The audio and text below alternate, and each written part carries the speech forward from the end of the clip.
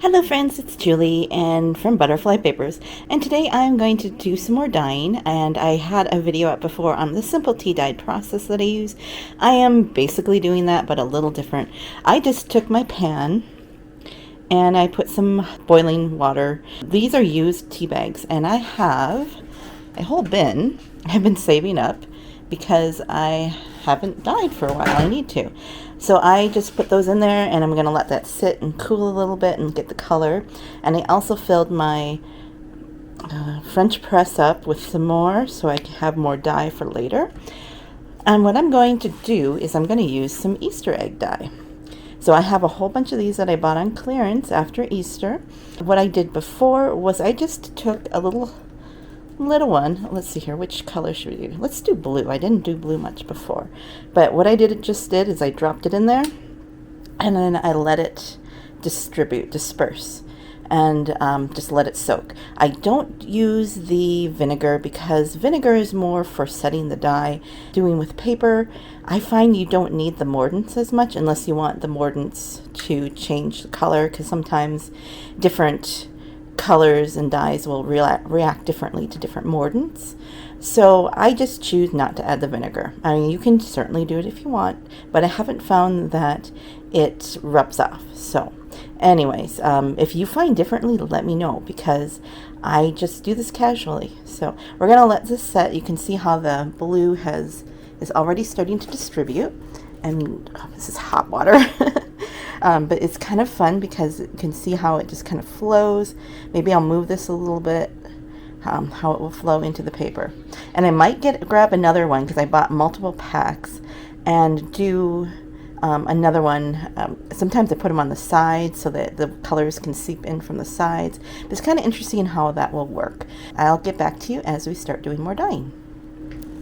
Okay, so the water is cooled a little bit, and you can see that the tab has not completely dissolved, which is fine with me because I like how it gives a little pop of color where it's dropped.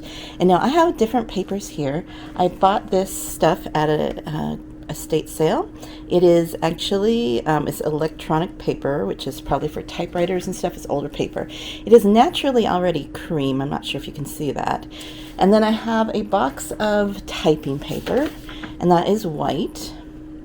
I also have still have some of these papers from a big huge tablet, the kind of presentation tablet that you would put on an easel, and I just cut them down. I also have these that I cut out of an old book, and those will be dyed too. So I'm just going to start with the papers and just do it easily. I'm just going to drop it in, pat it down a little bit. And then I'm going to, I actually kept some of these in here. And then I'm going to I stagger them because it's easier for me to lift them later. And you get a little bit of a different look where the papers meet each other. So we're going to just put some of this in there. You can see the blue coming through. One more of that type of paper. See, I'm going to do 6 pages right now. I'm going to put in a couple of these to see how that takes to the dye. And then, just for fun, no, that one doesn't quite fit that way. We'll go this way, like that. And I just want to get that going here. I'm going to take this tablet, and I'm going to actually put it on top and see what happens. I need more liquid, though.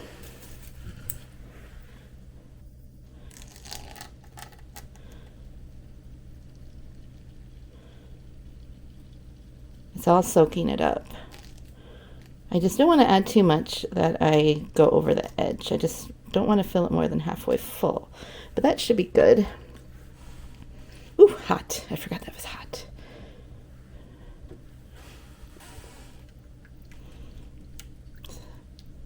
So we'll see how that blue swirls on the top and if that stays there. It's just an experiment.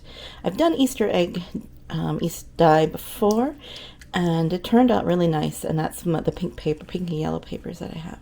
So, all right, we'll let that sit for about a half hour or so and come back to it. Yeah, might as well put it in different spots. I'll probably be moving that around a little bit as this sits here. All right, see you in the next time.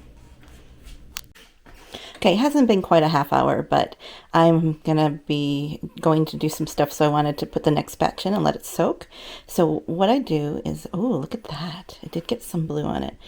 Is I do this and I put it on my drying rack. Like that. And now it will pick up the lines from the rack. And the way you get it to not do that would be to put something underneath. But I put 2 pieces on each rack. Oops, I'm just a second. Okay, I've done a few rounds, but I thought I would show you how I do everything when I'm pulling these out. I always want to be gentle. And here's, I let it drip down one corner. And then gently lay them on. Like that. And you always want to be careful because they can rip. There's my, I did put another color capsule in there because it seems like this is pretty light. Okay, so this is the fun part now. I'll take one of these doilies. I got these at a garage sale somewhere. Put it on top. And then, oh shoot, I should soak some of these. I'll do that after. But take these tea bags that I have soaking, and then I use them as stamps, kind of like a pressing their ink color onto the top. Let's see here. Put that in here for now, and just put them around like that. Press them down like that, and then that makes puts a pattern on the paper, and that's that easy. And I just let it continue to soak. Sometimes I'll just come along and just push a little bit on it. Okay, and then let's see here. Okay, I have another one of these. Oh, that dye pellet is in there. It makes such a nice color, just that pellet right there. And this one, I'm going to do a little different. I'm going to put the doily in between. I don't know if that's going to do anything. It's all just experimental. And then pull this out. Like that. Let that drip. Because it's more dye color and it's less drying. So I'm going to do that. And let's see here. Drop that on the floor. And also put this on top and do that same thing. Now this one's going to have a little blue in it, so we'll see if that makes a difference.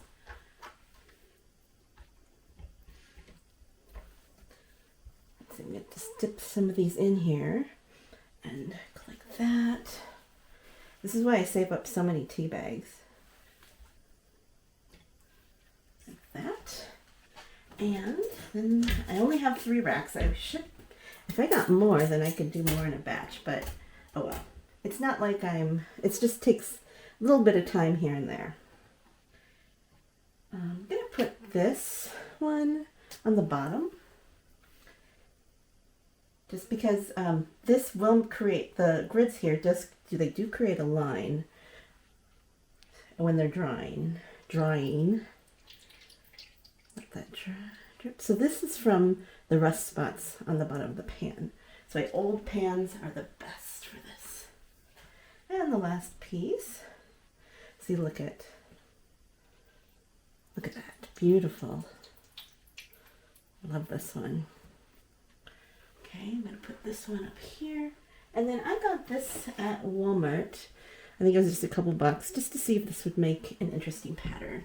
So we're going to do the same thing here. I'm going to take some tea bags. I'm going to dip them in here so they get a little color. And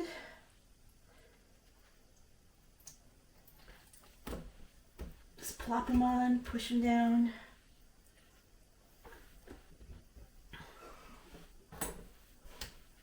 Let's see here. When I say this has a little color, there's just a little blue dye in these. And I don't think I'm going to get beyond blue today. Today we'll just do blue. And then maybe tomorrow I'll do pink or yellow or something. But when my dye is exhausted here, I think I'm going to be done. So let's see how that one works. This will be interesting. Okay, now I'm going to put another batch of 6 in. I'm going to put a bigger sheet on the bottom. I don't know if this is going to totally cover. Okay, here my dye dot. It's right here. I can feel it. I'm going to put it to the side. It's okay to me if it gets a little wrinkled. Okay, there's 1, 2. Okay, it's getting a little thin. Ooh, that would be pretty if it stayed that way, but it won't. Put one of these in there. 3. And you can, if I don't push it all the way down, sometimes some of that white will stay. So if that's the look you want to achieve, you can do that. 4. But I'm going to, since I have it, I'm just going to pour this on. 4, 5, and let's see, what should we do for the last one? I'll just do another one of these. One of the neat things about having this drip dry is I got this, get this effect, and if I wanted to just let that dry that way, it just gets a little color. Of course, it'll be more when I'm done, but you can let your dye drip down using the racks.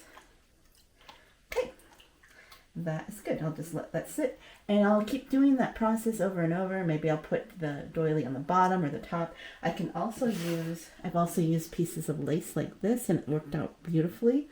So you don't really need to buy anything. You could use stencils. You know, if you have like an old shirt or an old tablecloth, it'll work too. It's just a light effect, and I'll show you about that when I'm all done. So see you soon.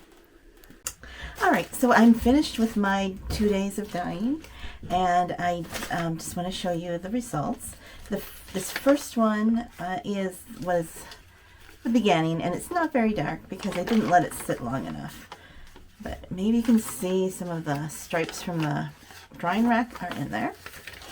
And then this one as well is very light, but it does have a little tea.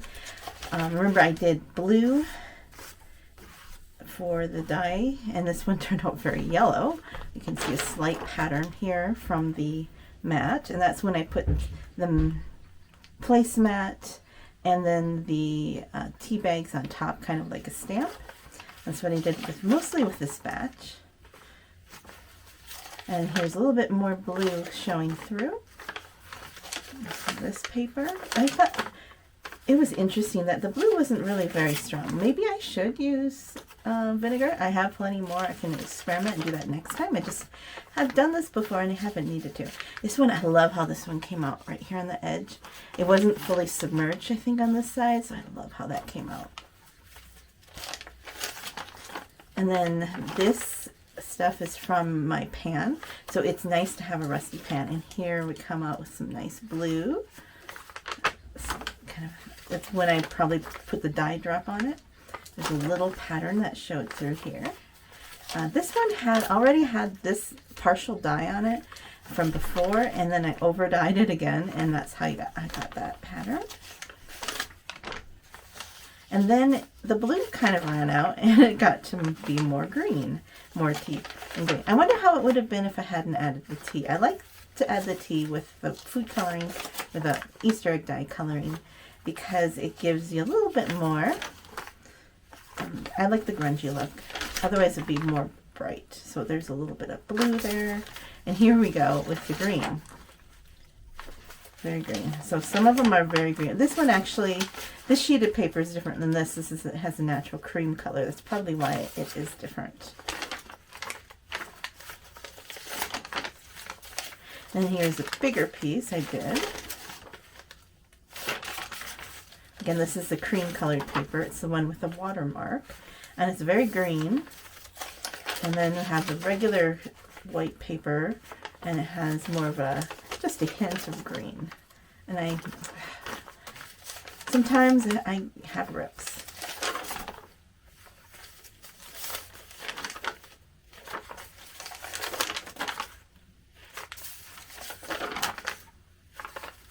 I love how the edge came out here. Yeah, I think I left these longer because they might have been my last one. They were overnight, and that's why they picked up that extra color. So if you want extra color, you want to leave it in longer. And this one, the doily came out really nice there. And that is because I started to just set my papers on top of the doily as they were drying. And that seemed to actually do a better job this time with these dies. And then I just put a couple pink dies in there for the rest of the part for the second day. And I really love this. And this, I don't know if you can see the pattern, but it's got that was that Walmart doily or placemat. And if I set this on top of that while it was on the drying rack, it got that pattern on it. But maybe you'll see it better on some of the other ones. Oh, I love this, how this one came out. And this is just easy. All I did was let them soak and sit. And I probably could let them soak for longer, but I get impatient sometimes. This is where the dye dot was, and it dented the paper. It's not a rip. This was regular paper, and it had somebody's pencil drawing on it. And then I threw in some envelopes.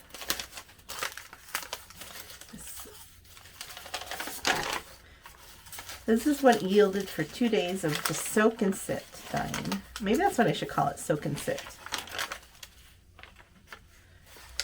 Here's I don't know if you can see this, but this is that pattern from that Walmart placemat. It's very subtle, but I can see it. I think you'll see it really nicely when it's in a journal. And this one too, and it has a little bit of the rusty spots. This was the cream colored paper. See how different that is from the white. And here's that pattern again.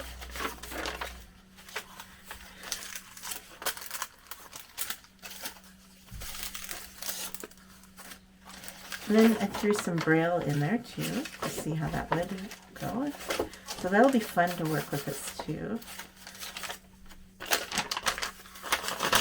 Listen. Love that sound. Oh, this pattern turned out nicely too. Now I am going to scan in some of the best ones. Oh, here's that pattern from the one placemat. I'm going to scan in some of these and make them available for you. I will offer them for free for an indefinite period of time. I don't know if it'll be forever, for a week. Just keep an eye out. Oh, this one came out really nice. Maybe I'll scan this one. And I'll have that up on my Ko-fi shop. So if you would like to you don't want to do the dyeing, but you want to get the results, you can definitely do that. And this paper here is what I used to set my paper on as it was doing, after I took it off the drying rack. It was mostly dry, and I put it on here, and then it did this nice effect. And I'll probably, look at that. So then I have more paper to work with. And I could even do some more spots, but we'll see. All right, so that is my result, and look for the link below to my Ko-fi shop, and I'll have some free printables for you from the experiment. Let me know how you like to dye, what methods you use. Have you used vinegar with this? I might try that next time. I have plenty more color packs to work with. So thanks for watching. I'll see you on the next page. Goodbye.